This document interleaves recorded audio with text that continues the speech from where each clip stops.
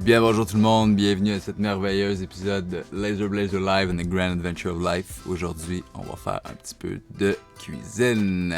J'espère que vous êtes en forme, vous avez passé une belle journée, que vous avez compris bien des affaires sur vous-même puis la vie, puis que vous avancez pour devenir la personne que vous voulez être, pour avoir du plaisir. En attendant, on va faire des biscuits parce que c'est tout le temps fucking bon. Comme vous voyez en haut, on a la liste des ingrédients. Donc on va faire des biscuits vegan, pas que je suis vegan, j'adore la viande. Donc, on va prendre de la farine, du sucre, du poudre à pâte et du sel pour ce qui est des ingrédients secs.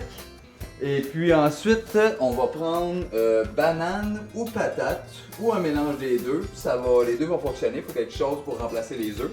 Donc ça va faire la job. Ensuite, il va falloir de l'eau, de l'huile et puis après ça, toutes les noix, les condiments qu'on veut mettre dedans. On a des vieilles pommes ici, moi je vais couper des pommes, je vais les faire revenir et on va faire ça. Donc pour commencer, quand on fait de la cuisine, on va essayer de réfléchir à qu'est-ce qui prend le plus de temps. Donc en ce moment, ça va être bouillir l'eau pour les patates. On va partir de l'eau à bouillir et puis on va couper ces petites patates-là. Donc, comme j'ai dit dans la recette, c'est 2 bananes ou un équivalent de patates par rapport à la banane. Ces 2 patates-là vont faire à peu près une banane, là. Même si j'en ai un peu plus, c'est pas grave. Vous pouvez prendre une table à couper si vous êtes plus à l'aise. On va rendre les patates dans une forme de purée. On les coupe en petits morceaux juste pour qu'ils cuisent plus rapidement. Si vous avez des bananes que vous voulez faire entièrement avec des bananes, vous pouvez carrément skipper cette étape-là. Donc on a les patates on the way. Autre chose qui est long, avant de commencer la préparation du sec, on va allumer le four. Donc la recette dit 375 degrés. Et voilà, fait que ça c'est parti, c'est en train de préchauffer. Donc maintenant, ce qu'on va faire, on va se préparer quelques pommes. Donc j'ai vu là-dedans qu'il y avait des pommes comme ça, là, toutes décalissées, toutes défaites. On va les prendre, puis on va faire de quoi de hot. De very hot. On va les pré-cuire avec du sucre pour les faire caraméliser. Donc ils vont avoir une meilleure texture dans les biscuits. Si tu mets des fruits directement dans une cuisson, que ce soit un gâteau ou des biscuits, ce qui va se passer, c'est que ils vont ramollir, ils vont dégager du jus, puis ils vont changer un peu la texture même de ta préparation. Moi, je le déconseille.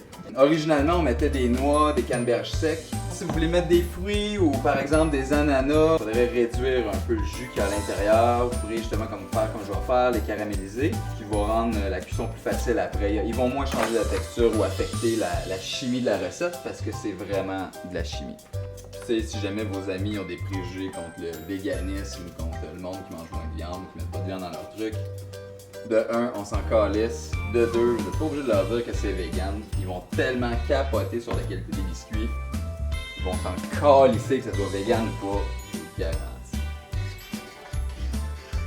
Pour ce qui est de la recette, c'est une grosse quantité quand même que je vais faire là. Vous pouvez très bien réduire tous les ingrédients de moitié. Idéalement, il faut que vous fassiez tous des morceaux de la même grosseur. Là, on va le mettre à moyen. On n'est pas obligé de mettre de l'huile pour faire caraméliser. Ce que vous pouvez faire, vous pouvez mettre juste un petit shot d'eau de rien. On a juste un petit peu d'eau là. On peut déjà commencer à mettre des pommes. On va juste mettre ça là-dedans. Et puis, une fois qu'on va avoir coupé toutes les pommes et juste insérer les pommes dans la casserole, on va rajouter le sucre pour les faire caraméliser. Donc, caraméliser, pour ceux qui ne sont pas familiers avec ça, c'est simplement de cristalliser du sucre sur des ingrédients, donc des oignons caramélisés, des pommes caramélisées. On peut caraméliser tout ce qu'on veut. Puis on n'est pas obligé de le faire seulement avec du sucre. Je l'ai déjà fait avec du miel. Tant que c'est bien sucré, ça va faire une belle croûte dorée. Si vous avez des suggestions, vous voulez essayer des recettes, ça va me faire plaisir de les essayer avec vous, pour vous. On va faire des tests et je vais vous donner des petits trucs. 5 tasses et demie de farine. Là, je vais faire une quantité phénoménale de biscuits. Ça va faire un bon 4 tasses. Si on veut la bonne réaction, il faut vraiment les bonnes quantités. Donc là, j'ai une tasse et demie, plus 4 tasses, je change de 5 tasses et demie. 2 tasses de sucre dans notre sec. Ah oui, ce qu'on va faire, on va mettre un petit peu de cannelle dans nos pommes caramélisées. La mettre. Pas mal, on va faire ça. 2. Oh yes, ça commence. Vous voyez où il commence à revenir là? On va aller chercher un beau brun là, bien doré. On va avoir gagné. On va se rajouter 2 tasses de sucre. Pour tous les desserts, normalement, quand vous faites une recette, vous pouvez réduire le sucre de moitié. Par contre, sachez que j'ai déjà réduit le sucre dans cette recette-là. On va mélanger tous les ingrédients secs ensemble. Ensuite, on va mélanger tous les ingrédients humides ensemble au blender.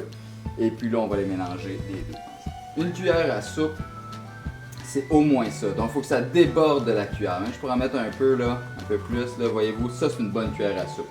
Ça fait une bonne petite montagne. J'avoue que c'est pas clair leur affaire. Là. Je sais pas si qui a inventé ça. Eh boy! Ça va faire la job. Le sel, c'est important. C'est un rehaussement de goût dans toutes vos recettes, toutes vos cuisines. C'est quand même important de mettre du sel, même si c'est pas trop bon pour la santé, il en faut un minimum. Par contre, dans les desserts, il faut se dire qu'il faut vraiment pas en mettre trop. Parce que ça peut, surtout dans les gâteaux, ça peut casser toute la levée de votre gâteau à la cuisson. Là, on va mettre un petit peu, pas trop. J'en ai mis un peu trop, on va pas que le reste enlever. Bon, fait que ça a l'air pas pire. Moi, ce que je vais faire aussi dans mes biscuits, c'est que je vais mettre soit des graines de lin ou des chia. Donc, ça va faire un émulsifiant, un peu comme les patates ou la banane. Ça va aider le mélange à se tenir, ça remplace les œufs. On va se faire bouillir de l'eau. Fait que ça s'en vient, on a mis le sel, fait que là, on va commencer à mélanger. Comme je l'ai dit, on veut juste que ça soit homogène. C'est vraiment important pour la réaction chimique.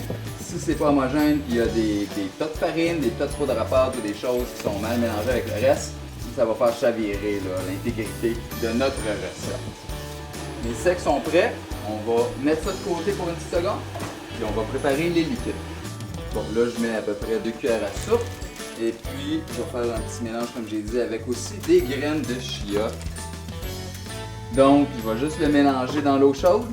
Et on le laisse reposer quelques minutes. Ça va sortir toute la gélatine qu'on a besoin. Si vous avez un robot culinaire, je vous suggère fortement d'utiliser ça. Ça va être beaucoup plus facile, très rapide, très efficace. Moi, je vais le faire avec le Melaxar standard, comme ça, je sais que la plupart des gens y en ont. Je vais vous montrer un peu comment le faire avec. C'est un petit peu différent, c'est un petit peu plus long, mais ça se fait quand même très bien. Pour être efficace au Melaxar, on peut pas tout mettre d'un coup, puis surtout, il faut qu'il y ait une partie de liquide, parce qu'il faut créer le tourbillon liquide. On va le faire moitié-moitié. Comme ça, on va mettre la moitié des patates, on va mettre la moitié de la banane. En passant, vous avez vu, ma banane est vraiment boiteuse, mais c'est parfait ça. Il est déjà dans la texture qu'on veut tellement. Donc là, j'ai une tasse et demie d'eau. C'est une tasse d'huile également qu'il faut. Oh, mes pommes caramélisées sont en train de burn! Burn! Fait que le moment où il commence à caraméliser, ça devient un point critique. Parce qu'il n'y en a pas pour longtemps. Touchez surtout pas à ça avec vos doigts pour en prendre un ou en manger. Vous allez vous brûler instantanément. On prend de l'huile végétale, l'huile de canola ou autre. L'huile d'olive, ça va donner un goût trop fort. Là, il m'en manque un petit peu, fait que je vais mélanger un peu d'huile d'olive. Fait que là, on est prêt avec le mélaxeur. On va y aller moitié-moitié. Fait que je vais mettre une partie du jus.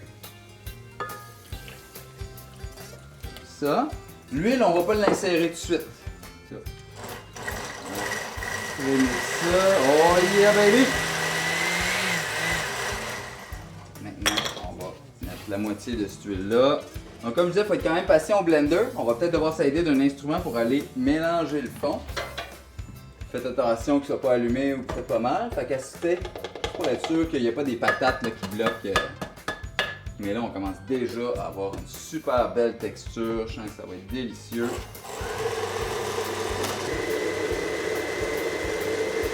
L'huile a de la misère à s'incorporer un petit peu. En fait, quand vous versez l'huile, il faut vraiment la verser en filet. Si vous mettez toute l'huile d'un coup, vous allez casser la réaction chimique et puis ils vont se défaire. Vous allez voir l'huile qui va se séparer du reste de votre mélange. Puis là, ça va être un peu un échec. Il va falloir que vous recommenciez à faire une pâte. Faites juste mettre l'huile bien doucement, là, puis vous voyez, là, on va obtenir une belle pâte comme ça.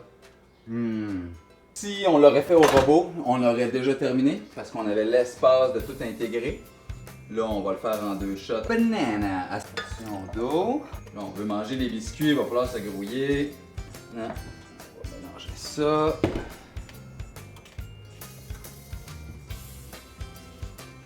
Donc, comme j'ai dit tantôt, une des clés, surtout pour les desserts, c'est l'homogénéité. Il faut s'arranger que tous les ingrédients soient bien mélangés. On va rajouter des petites pommes là-dedans, une fois que ça va être bien homogène. Là, écoute, j'ai tellement de pâte sur les mains, pour ça je le prends, mais faites pas ça quand même.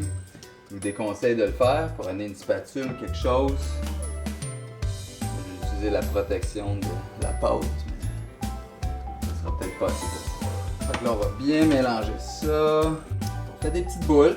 Pas obligé de les faire en forme de biscuits. Quand ils vont chauffer, ils vont s'aplatir. ça fait des bons petits biscuits style gâteau pour les déjeuners. Pas trop sucré, vous pouvez rajouter du beurre de peanut. Ah bon.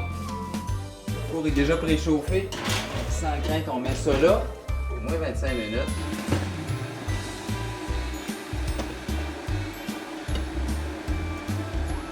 Bien cuit. On voit que la pâte là, un peu comme du pain là, bien gonflé. J'ai bien aimé le côté croquant, moi. 1 sur 10. Non. 1 sur 10? Non, non, non. Motherfucker. De 1 sur 10, je dirais 7. Ah ouais, Moi c'est j'ai quoi adoré parce que ça ressemble comme Moscone et moi j'adore ça donc je dirais comme 9. Pourquoi 7? Qu'est-ce qui manquerait pour que ça soit meilleur? Mais il en mange encore. Merci à tout le monde d'avoir été là. C'est ça le résultat d'aujourd'hui. Des délicieux biscuits là. Avec des petites pommes ce coup-là. Et c'est ça qui est le fun avec cette pâte-là. Les assaisonner comme on veut. Ça fait bien du plaisir. Sur ce fut un plaisir. Je vais aller couper le stream là.